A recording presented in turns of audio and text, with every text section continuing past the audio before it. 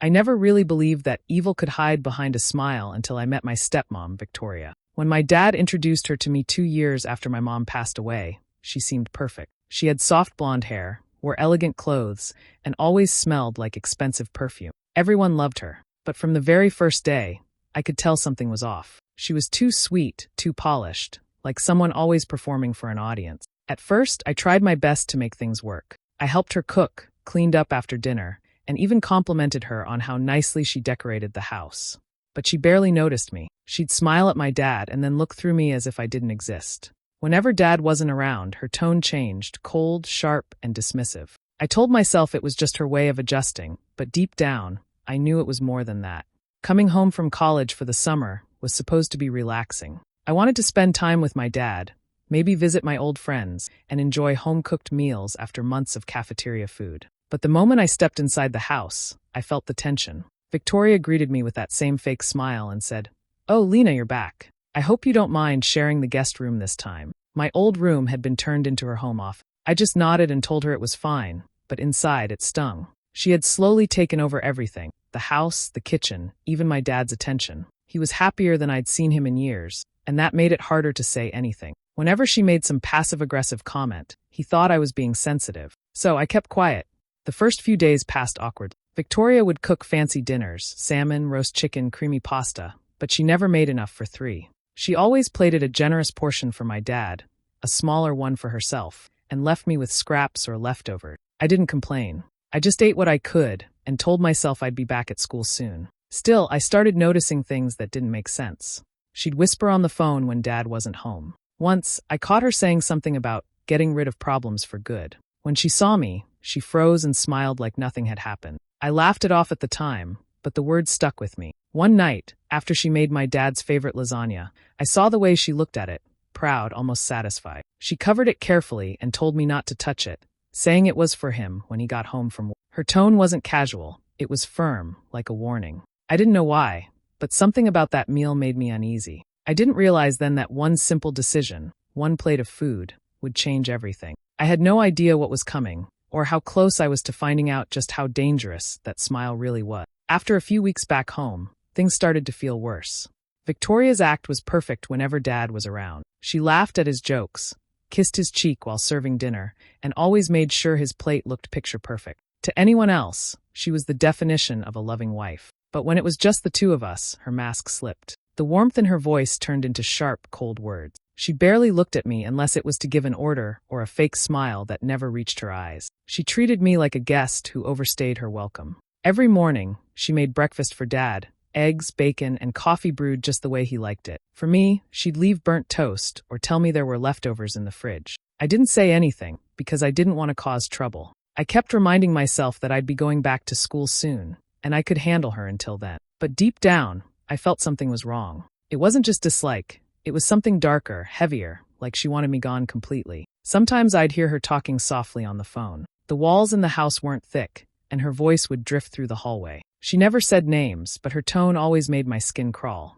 Once I heard her say, "I just need to get rid of the problem once and for all." I froze outside her door. She must have sensed me because she went quiet immediately, then opened the door with a bright, fake smile. "Eavesdropping, Lena?" she asked sweetly. I mumbled something about looking for my charger and walked away, but my heart was pounding. After that, I started paying more attention. She kept a small black notebook in the kitchen drawer and would quickly close it whenever I entered. She also began spending more time in the garage, which was strange since she never liked the smell of it. Every night she seemed calmer, almost like she was waiting for something to happen. One evening, she announced she was making lasagna, my favorite meal that my mom used to make before she passed away. I was surprised she remembered. For a moment, I thought maybe she was trying to be kind. But when she said, "This one's for your dad only, Lena," her eyes had that same cold gleam I'd seen before. She placed the dish on the counter, covered it carefully with foil, and said she didn't want anyone touching it before dinner. Then she smiled, a small, twisted smile that made my stomach tighten.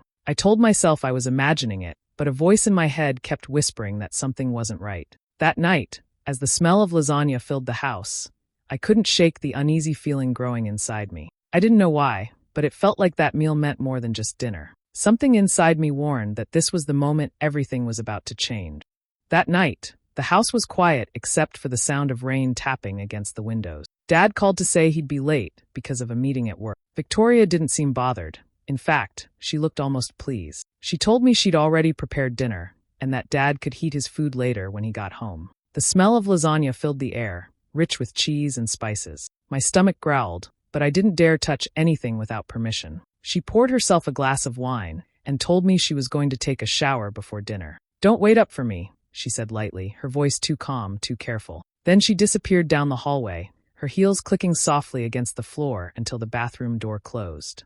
I sat at the table, staring at the steaming dish of lasagna. The clock ticked slowly, and the smell was almost painful. I hadn't eaten since morning. I tried to distract myself by scrolling through my class notes, but my eyes kept drifting back to the food. My stomach was begging for just one bite. Minutes passed, and I started convincing myself that it would be fine. Dad wasn't home yet, and Victoria wouldn't even notice if I took a small portion. I told myself it was harmless, just a little taste. So I grabbed a plate, scooped a small serving, and sat down. The first bite was delicious, but something about it felt off. Maybe it was just guilt, or maybe the sauce tasted slightly bitter. I couldn't tell. I brushed it off and took another bite.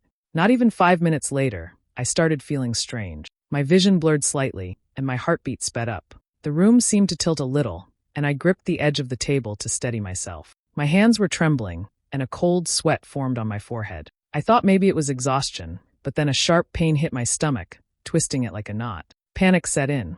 My breathing became uneven, and I tried calling out for Victoria, but my voice came out weak and broken. I stood up, but the floor felt like it was moving. My knees gave out, and the plate slipped from my hands, crashing to the floor. My heart was pounding so fast it hurt. The last thing I remember before everything went dark was the sound of footsteps rushing toward me. Then I saw her face, Victoria's face, frozen in shock as she stared down at me. Her mouth opened, but no words came out. For a split second, I saw something in her eyes, fear, anger, or maybe guilt. Then everything went black. I didn't know it at the time, but that meal wasn't meant for me. It was meant for someone else.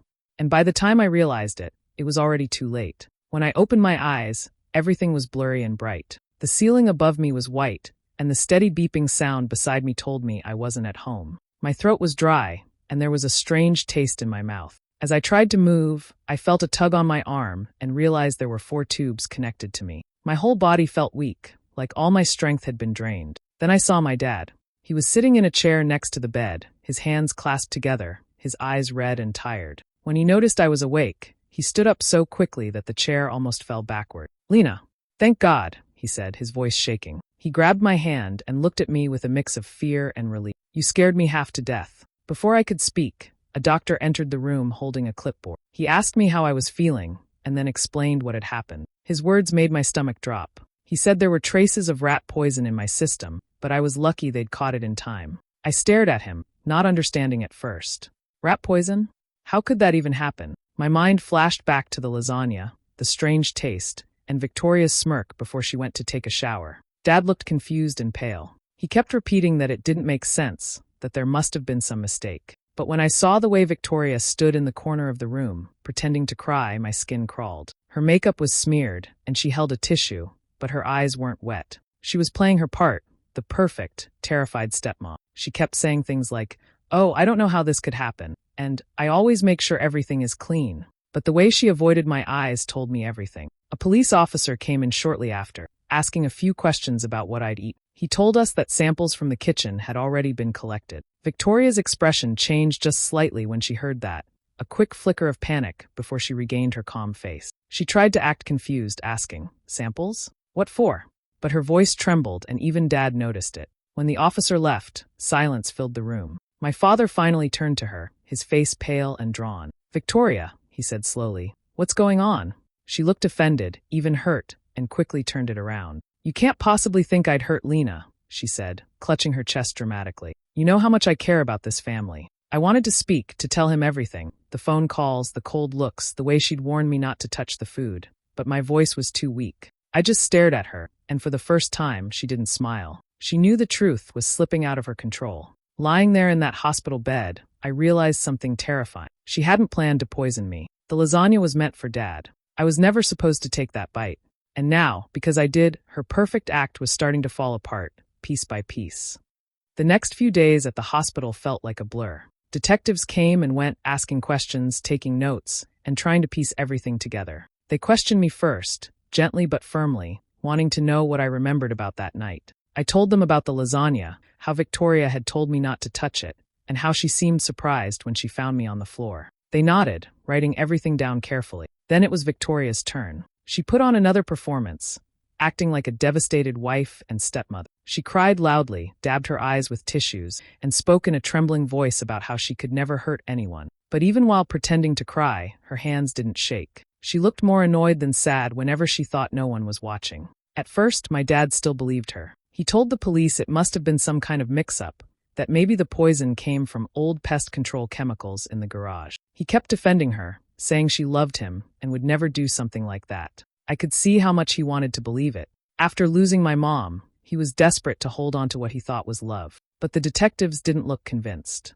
They kept digging, asking to check Victoria's laptop and phone. She hesitated, then agreed, trying to look cooperative. A few hours later, one of the detectives came back to my hospital room with my father. His face was pale, his eyes wide and full of disbelief. He didn't say anything at first, just stared at the floor like he'd seen a ghost. The detective explained in a calm, serious voice what they had found. Searches on Victoria's computer for non-lethal poisons, how much rat poison causes illness, and life insurance inheritance law. I watched as my dad's face went blank. His lips parted slightly, but no words came out. Then came the part that broke him completely. The detective mentioned that, just a few weeks ago, my dad had signed new life insurance documents. Victoria had convinced him it was just a routine update. But according to the paperwork, she was listed as the sole beneficiary. Not me.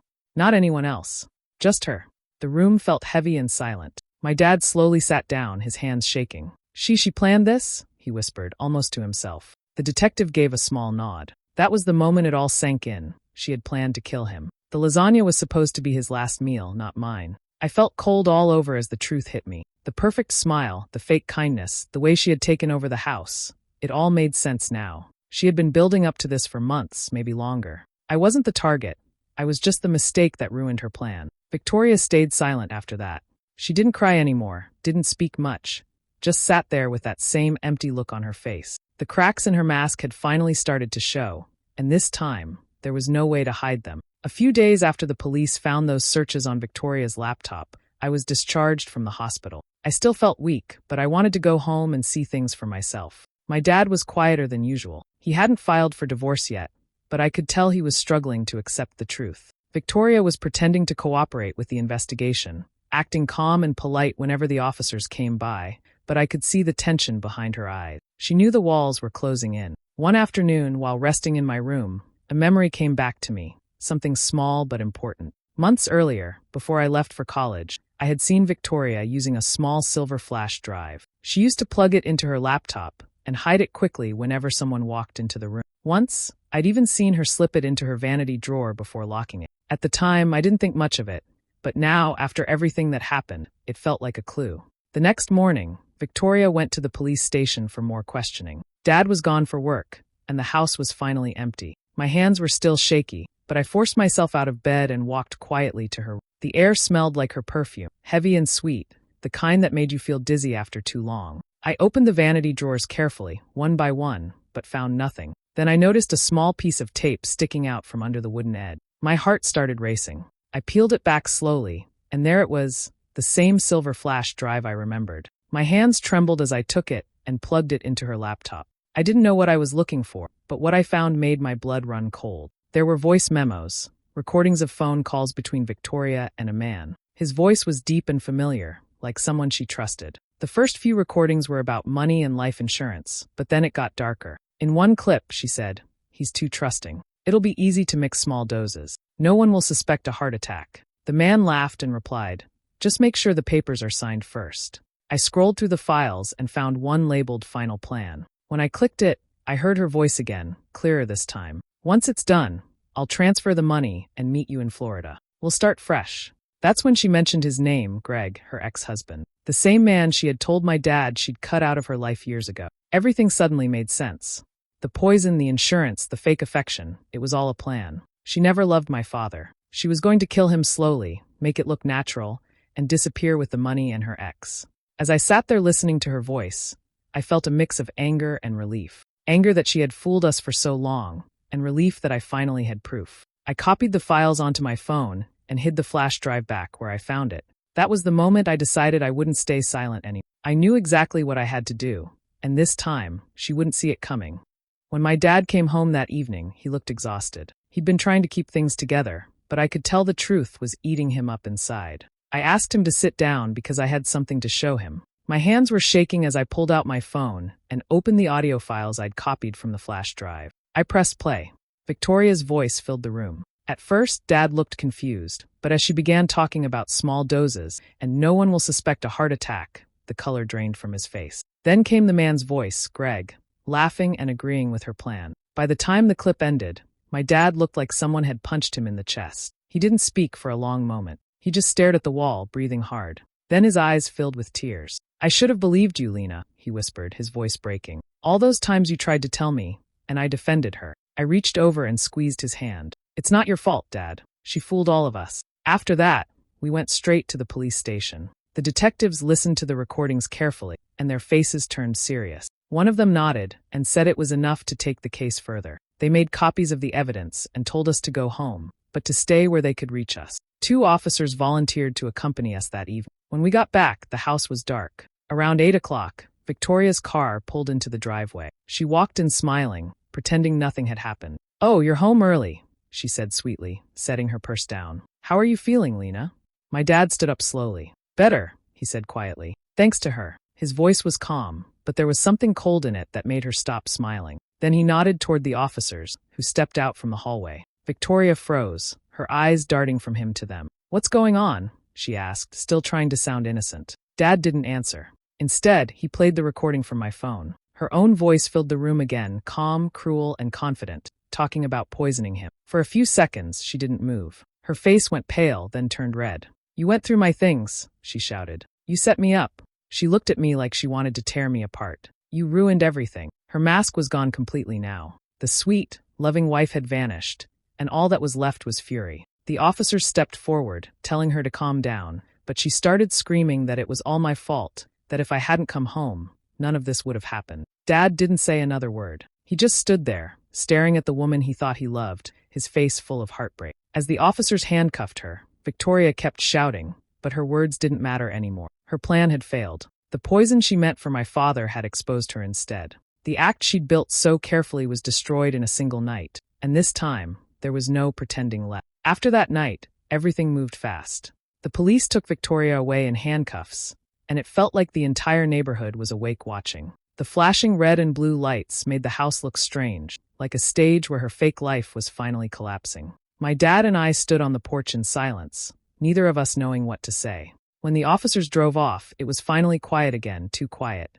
The next morning, detectives came back for follow-up statement. They told us that Victoria had been charged with attempted murder, insurance fraud, and conspiracy. Apparently, she'd already made plans to withdraw a large sum of money from one of Dad's accounts and had purchased plane tickets under a different name. Hearing that made my skin crawl. She'd been ready to disappear the moment he died. The story spread quickly. Within a day, local reporters were outside our gate asking for comments, trying to piece together what had happened. Headlines mentioned, a woman accused of poisoning her husband for insurance money. We refused every request for interview. Dad didn't want our private pain turned into gossip. We just wanted peace, something we hadn't had for a long time. Physically, I recovered faster than expected, but emotionally, it was harder. I couldn't eat lasagna again. I couldn't even step into the kitchen without remembering that night. The smell, the dizziness, the sound of the plate hitting the floor. I started therapy to help deal with the fear and anger that lingered. My dad joined me for a few sessions. He was drowning in guilt. More than once, I found him sitting alone, staring at old family photos of my mom. "I should have seen it," he said one evening. His voice was low, full of regret. "She was manipulating me right in front of you, and I didn't believe you." I told him that none of it was his fault. Victoria was good at pretending. She fooled everyone. But he couldn't forgive himself easily. As for me, I tried to focus on healing. Each day felt like a small victory, walking around the house, cooking simple meals, breathing without fear. I learned to appreciate quiet mornings again, even if they felt empty. But deep inside, I knew something important. I had survived. She wanted to destroy our family for money, and instead, her own greed exposed her. Sometimes, I'd sit by the kitchen table and look at the spot where it all happened. The same meal that was supposed to end my father's life had ended her lies instead. It was strange how life worked, how evil plans sometimes turned against the people who made them. Survival became my quiet revenge. I didn't need to yell, hate, or fight. The truth had already done the job for me. And every time I saw my dad smile, even a little, I knew she hadn't won.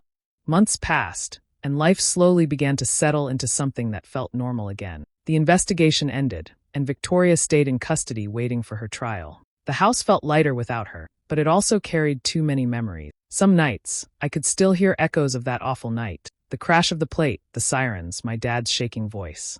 It didn't feel like home anymore. One warm afternoon, I drove out to the cemetery where my mom was buried. It had been months since I'd visited. The grass around her headstone was neatly trimmed, and the air smelled of fresh rain. I knelt beside her grave, tracing my fingers over her name. For a while, I just sat there in silence, listening to the wind move through the trees. Then softly, I began to talk. "I wish you were here," I whispered. "You always knew when something felt wrong. You would have seen through her faster than any of us." My voice shook, but I smiled through the tears. "You'd be proud, Mom. I protected Dad, even if it almost cost me my life." Saying it out loud felt like letting go of something heavy. I stayed there for a long time, remembering the small things, her laugh, her lasagna recipe, the way she used to hum while cooking. For the first time in months, I felt peaceful. When I got home, Dad was sitting in the living room, reading. He looked different now, tired but more present. He'd started therapy, and was finally opening up about everything he had ignored. It wasn't easy for him. He blamed himself for being blind to Victoria's manipulation, but he was trying to forgive himself, one step at a time. We spent more time together after that. Simple things like watching old movies, cooking dinner, and talking about Mom. Slowly, the distance that had grown between us began to fade. It felt like we were finally becoming a family again, just the two of us. Eventually, we decided to sell the house. Neither of us said it out loud, but we both knew it was time. There were too many ghosts there, too many memories that hurt to keep reliving. The day we packed up, I stood in the kitchen one last time. The sunlight hit the counter where it all happened, and I took a deep breath. "Never again," I whispered to myself. I promised that I would never let anyone make me feel unwanted in my own home again. I'd learned the hard way that sometimes the people who smile the brightest are the ones hiding the sharpest lies. But I also learned something else, that betrayal, as painful as it is, can save you. Because when someone tries to destroy you and fails, it shows you exactly who's real, who's worth keeping, and who you are when everything falls apart. And in that truth, I finally found peace. Looking back now, I realized that what happened to me wasn't just about poison in a meal. It was about something deeper. Victoria wanted to erase me, not only from the house, but from my father's heart. Every cold glance, every fake smile, every cruel word she hid behind her perfect wife act. It was all part of a plan to make me disappear slowly. She didn't want me to exist as a reminder of the life my dad had before her. It's strange how you don't see the danger when it's wrapped in kindness. She played her role so well that even I doubted myself sometime. I thought maybe I was just overreacting. Maybe she wasn't that bad. But deep down, something in me kept warning that her sweetness wasn't real. I just never imagined that her jealousy could turn into something so dark. Fate, though, has a strange way of revealing the truth. The meal that was meant to kill my father and break our family ended up doing the opposite. It exposed her. It forced the truth out into the open. Every lie she told came crashing down, and the mask she'd worn so perfectly finally cracked. In the end, she destroyed herself with the very plan she made to destroy us. Sometimes I still think about that night and wonder how close we came to losing everything. But then I remind myself I survived. My dad survived. We both walked away stronger, wiser, and far more aware of what real love and trust should look like. What she meant for harm turned into something that rebuilt our bond. There's a quiet kind of strength that comes from surviving betrayal. It teaches you to listen to your instincts,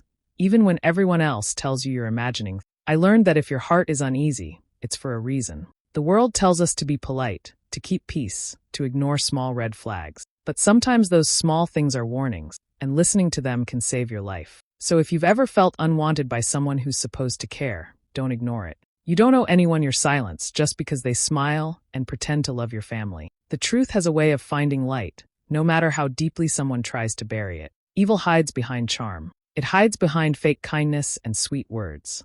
But it never lasts, because the truth, no matter how painful, always wins in the end. When I think of that meal now, I don't feel fear anymore. I feel strength. That lasagna, the one that almost ended my life, became the turning point that saved me and my father. Sometimes the thing meant to destroy you ends up feeding your courage instead.